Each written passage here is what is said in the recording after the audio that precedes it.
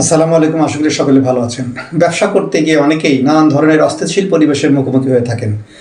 বিশেষ করে লাইসেন্সিং সেক্টরগুলো এখনও কোনো সেক্টর এতটাই জটিল যে সেখানে গিয়ে হাউতাশ করতে হয় এবং অনেক টাকার বিনিময়ে একটা লাইসেন্স পেয়ে থাকেন।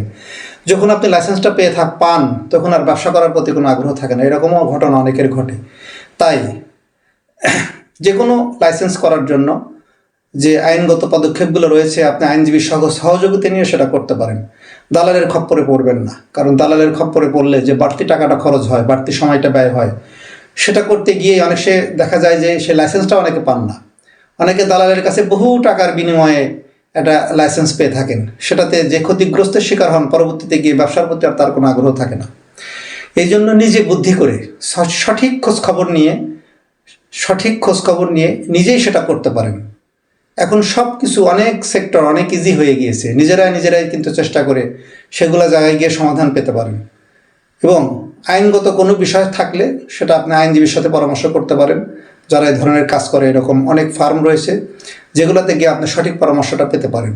আর সংশ্লিষ্ট কর্তৃপক্ষের প্রতি আহ্বান যে আপনারা বিষয়গুলোকে সহজ করে দেন, আর কঠিন করে রেখে লাভ নেই, কারণ সরকার এতে রাজস্ব পায়।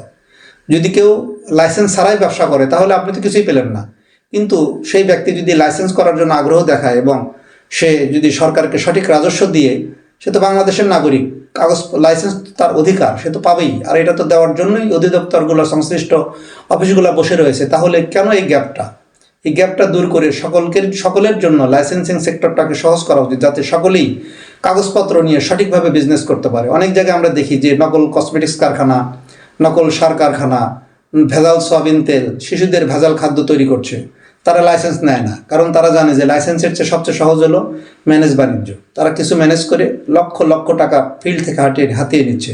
কারণ যখন লাইসেন্সিংয়ের আওতায় আসবে তখন তো মাঝে মাঝে টেস্ট হবে, চেক হবে, তাতে সে যে সঠিকভাবে বিজনেসটা করছে না সেটা সে ধরা পড়ে যাবে।